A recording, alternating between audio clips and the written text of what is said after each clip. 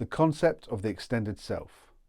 The idea that dogs resemble their owners is connected to consumer behaviour researcher Russell Belk's extended self theory, which was developed in the 1980s.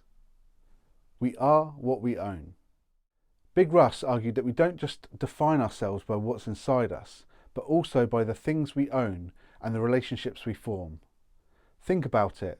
Our car, our clothes, even the art we hang on our walls, they all say something about who we are. Pretty as a picture.